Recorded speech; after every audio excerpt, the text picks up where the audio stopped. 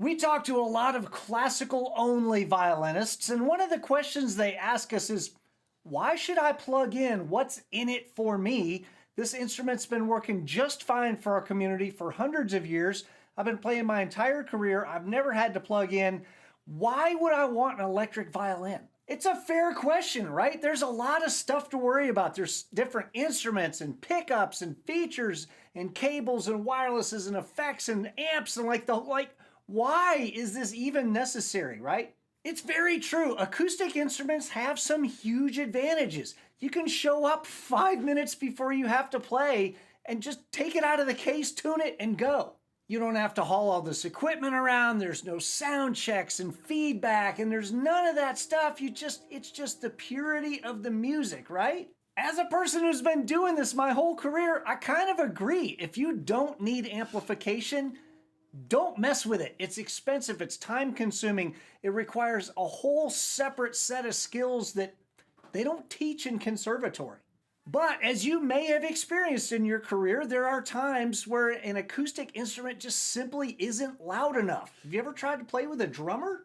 But the truth is, a lot of classical players, no, they never play with a drummer. They're never in a situation where their instrument isn't loud enough. So again, why am I messing with all this stuff? It turns out there are things that electric instruments can do that acoustic instruments cannot do musically. And when you add more colors to your palette, you get different paintings. There are different pieces of music that can be written for these instruments than can be written for acoustic instruments. This, though, sometimes is where we will lose some classical violinists. Their eyes start to glaze over.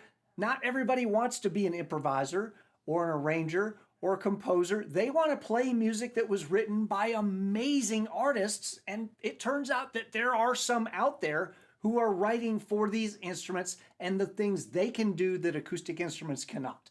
Now come on, Matt, you've thrown out there's things that these instruments can do that acoustics can't. What are those things? And I'll give you 3 examples. One is looping, another one is delay, another one is pitch shifting or harmonization, and those cannot be done on an acoustic, at least without a mic or a pickup. And yes, in fairness, there are many electric pieces that have been written that you can do with the acoustic instruments you already have just by adding a mic or a pickup and then some effects to your situation. Totally possible. So let's talk about these technologies. What is looping, for instance? Looping is a technology that allows you to record a musical phrase in real time in front of your audience and then play it back. One time, several times, it could just continue to loop, hence the name, and then you can add things to that. So imagine being able to record a melody and then a counterpoint to that melody, and maybe a second counterpoint or a third, or some beds of chords and stuff, all by yourself without having to add additional players.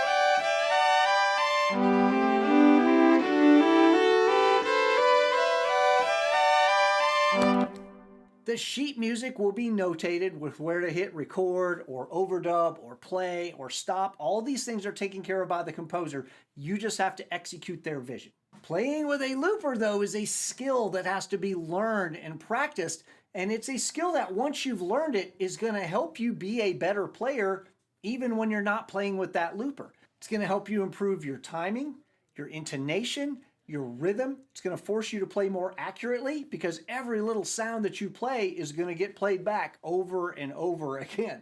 We're going to put some names up on the screen of composers who have published concert works written for violin with looper, and some of these are for 4-string violin. You don't necessarily have to have an extended range instrument. A lot of classical players don't want to mess with that. A related effect is delay. With a looper, you have to manually or footually start and stop the recording process or the loop. With delay, it automatically repeats at an adjustable tempo with a set number of repeats with the set volume of each of those repeats, and that will be notated in the sheet music for the piece that was written.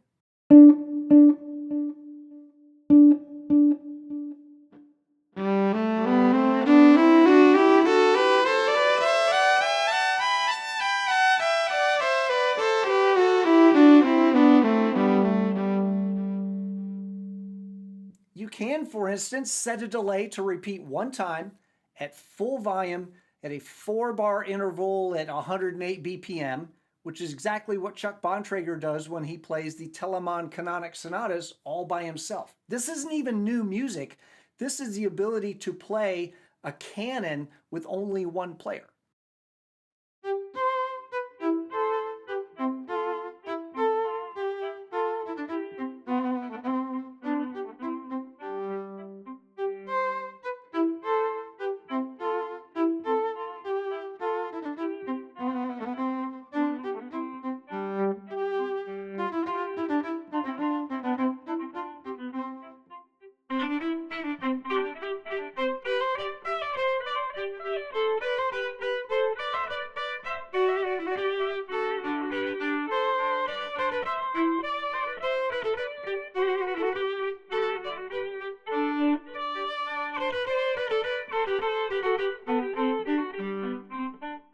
You can set a delay to repeat several times at a slowly decreasing volume at roughly a quarter note tempo at, say, 53 BPM, which is what David Wallace uses for his piece Array of Irrevocable Light. Per the composer, this setup has to produce stacked double stop harmonies and trigger ostinatos that fade out after a few repetitions. Here's a really short clip of that piece.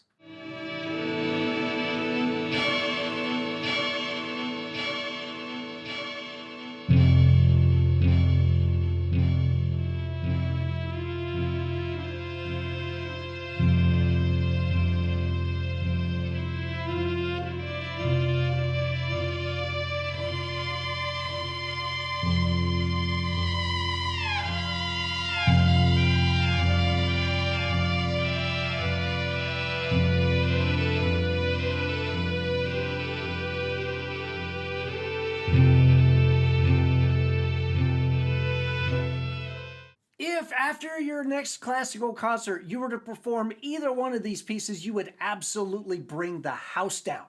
They require high levels of musicianship, and they add an element of newness and technology that audiences would devour.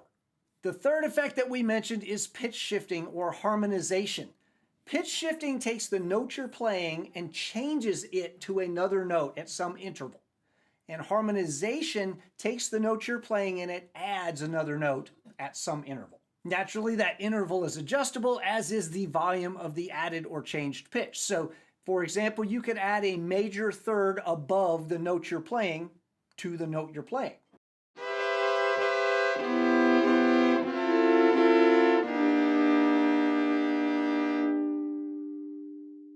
Or you could silence the note you're playing and shift it down 2 octaves to put your violin in bass range.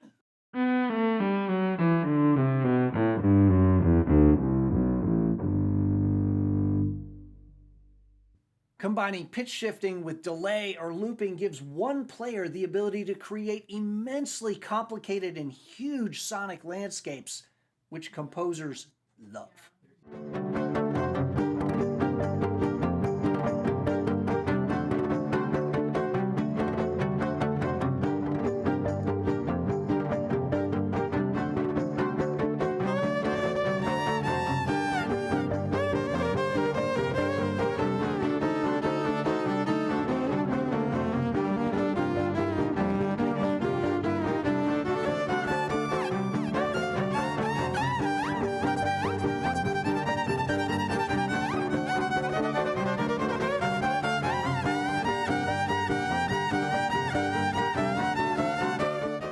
And this is just an introduction to classical style electric strings.